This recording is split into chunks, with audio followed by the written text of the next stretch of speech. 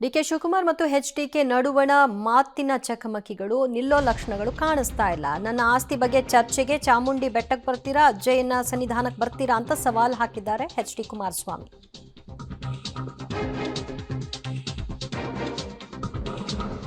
ವಿಧಾನಸೌಧಕ್ಕೆ ಕರೆದಿದ್ದೀರಿ, ನಾನು ಎಲ್ಲಿಗೆ ಬೇಕಾದರೂ ಬರ್ತೀನಿ. ದೇವೇಗೌಡರು ಸಾತನೂರಿನಲ್ಲಿ 17,000 ಮತಗಳಿಂದ ಗೆದ್ದಿದ್ರು. ನಾನು ಸಾತನೂರಿನ ಹಳ್ಳಿಯನ್ನ ನೋಡಿದ್ದೀನಿ ಮತ್ತು ನನ್ನ ಮೇಲೆ ಒತ್ತಡ ಹಾಕಿ ಸಾತನೂರಲ್ಲೇ ಚುನಾವಣೆಗೆ ನಿಲ್ಲುವಂತೆ ಮಾಡಿದ್ರು. ಇಲ್ಲಾಂದ್ರೆ ಇವರು ರಾಜಕೀಯವಾಗಿ ಎಲ್ಲಿ ಬರ್ತಿದ್ರು ಅಂತ ಎಚ್ಡಿ ಕುಮಾರಸ್ವಾಮಿ ಅವರು ಪ್ರಶ್ನೆ ಮಾಡಿದ್ದಾರೆ. ಡಿಕೆ ಶಿವಕುಮಾರ್ ಮತ್ತು ಎಚ್ಡಿ ಕುಮಾರಸ್ವಾಮಿ ಮಧ್ಯೆ ಆಸ್ತಿ ಕುಸ್ತಿ ಈ ಪಾದಯಾತ್ರೆ ಆರಂಭ ಆದ ದಿನದಿಂದಲೂ ಕೂಡ ಸ್ಟಾರ್ಟ್ ಆಗಿದೆ, ಅದು ಮುಂದುವರಿತಾ ಇದೆ. ದೇವೇಗೌಡರನ್ನ 72ರಿಂದ ಚನ್ನಪಟ್ಟಣದ ಜನ ನೀವು ನೋಡಿದ್ದೀರಿ. ಬಿಜಲಿಂಗೇಗೌಡರು ಬದುಕಿದ್ದಾಗ ದೇವೇಗೌಡರ ಜೊತೆ ಸಹಪಾಠಿಗಳಿತ್ತು. ಯಾವ ದೇವೇಗೌಡರು ರೈತರ ಪರವಾಗಿ ಹೋರಾಟ ಮಾಡ್ಕೊಂಬಂದು 60 ವರ್ಷದವರ ರಾಜಕೀಯ ಜೀವನದಲ್ಲಿ ದೇವೇಗೌಡರ ಮಕ್ಕಳು, ದೇವೇಗೌಡರ ಆಸ್ತಿಯನ್ನು ನೀವು ನೋಡಿದ್ದೀರಿ. ಬಹುಶಃ ಪಕ್ಕದ ಸಾತನೂರು ಕ್ಷೇತ್ರ ಆಗ ಅಲ್ಲಿ ಸಾತನೂರಿನ ಜನತೆ ಆಶೀರ್ವಾದ ಮಾಡೋದಕ್ಕಿಂತ ಮುಂಚೆ, ಯಾಕೆಂದ್ರೆ ಅಲ್ಲಿ ನಿನ್ನೆ ರಾಮನಗರದಲ್ಲಿ ಕನಕಪುರದವ್ರು ಹೇಳ್ತಿದ್ರು ನನಗೆ, ಅದೇನೋ ಕೆಂಪೇಗೌಡರು ವಂಶಸ್ತ್ರ ಅಂತಾರ ಇವರು ಬೆಂಗಳೂರು ಗ್ರೇಟರ್ ಬೆಂಗಳೂರು ಮಾಡಕ್ ಹೊರಟವ್ರೆ. ಈಗ ರಾಮನಗರ ಜಿಲ್ಲೆ ಹೆಸರನ್ನು ತೆಗೆದು ಅವತ್ತೇ ಯಾಕೆ ಮಾಡಲಿಲ್ಲ? ನಾನು ಅವತ್ತು ರಾಮನಗರ ಜಿಲ್ಲೆ ಘೋಷಣೆ ಮಾಡಿದಾಗ ಯಾಕೆ ವಿಧಾನಸಭೆಯಲ್ಲಿ ವಿರೋಧ ಮಾಡಲಿಲ್ಲ? ಯಾಕೆ ವಿಧಾನಸಭೆಯಲ್ಲಿ ಅವತ್ತು ವಿರೋಧ ಮಾಡಿಲ್ಲ? ಇವ್ರ ತಂದೆ ಏನ್ ಕನಕಪುರದಲ್ಲಿ ಚಿನ್ನ ಅಳಿಯಕ್ಕೆ ಹೋಗಾರಂತಲ್ಲ, ಎಲ್ಲ ಕಡೆ ಹಳ್ಳಿಗೆ ಕಡ್ಲೆಕಾಯಿ ಅಳಿಯಕ್ಕೆ ಹೋಗ್ತಾ ಇದ್ರ ಅವ್ರು ಹೇಳವ್ರೆ. ಮತ್ತೆ ಮೊನ್ನೆ ಭಾಷಣದಲ್ಲಿ ಚಿನ್ನ ಅಳಿಯಕ್ಕೆ ಹೋಗಿದ್ರು ಅಂತ. ಆಗ ಅವ್ರ ಅಂತ ವಂಶಸ್ತ್ರ ಅಂತಲ್ಲ.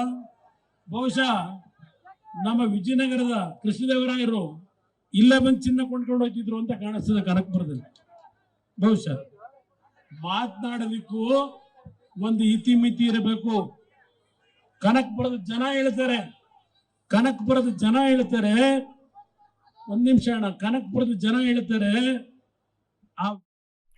ಮತ್ತಷ್ಟು ಮಾಹಿತಿ ಪಡೆಯೋಣ ನಮ್ಮ ಪ್ರತಿನಿಧಿ ವಿನಯ್ರಿಂದ. ವಿನಯ್, ನಿನ್ನೆಯ ಹೇಳಿಕೆಗಳಿಗೆ ಇವತ್ತು ಪ್ರತಿ ಹೇಳಿಕೆಗಳು ಸವಾಲ್ ಜವಾಬ್ ಮುಂದುವರೆದಿದೆ. ಅಂದ್ರೆ ಸ್ಪರ್ಧೆಗೆ ಬಹಿರಂಗವಾಗಿ ಇನ್ವೈಟ್ ಮಾಡಿದ್ರು ಡಿಕೆ ಶಿವಕುಮಾರ್ ಅವರು, ಅದಕ್ಕೆ ನಾನು ರೆಡಿ ಅಂತಾನು ಹೇಳಿದ್ದಾರೆ ಕುಮಾರಸ್ವಾಮಿ.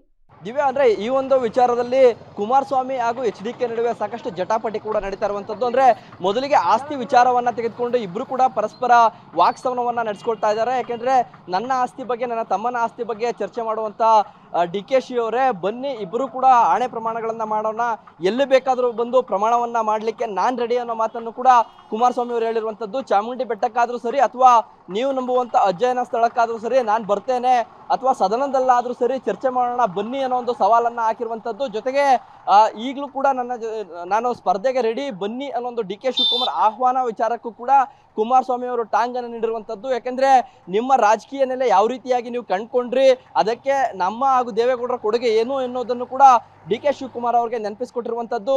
ಸಾತನೂರಲ್ಲಿ ಯಾವ ರೀತಿ ಅವರು ಸ್ಪರ್ಧೆ ಮಾಡಿದ್ರು, ಅದರಲ್ಲಿ ದೇವೇಗೌಡರು ಹಾಗೂ ಕುಮಾರಸ್ವಾಮಿ ಅವರ ಪಾತ್ರ ಏನಿತ್ತು ಎಂಬುದರ ಬಗ್ಗೆ ಕೂಡ ಡಿ ಕೆ ಶಿವಕುಮಾರ್ ಅವರಿಗೆ ಹೇಳುವಂತ ಕೆಲಸವನ್ನ ಇವತ್ತು ಕುಮಾರಸ್ವಾಮಿ ಅವರು ಮಾಡಿರುವಂತದ್ದು. Divya, okay, thank you Vinay ನಮ್ಮೆಲ್ಲ ಮಾಹಿತಿಗೆ.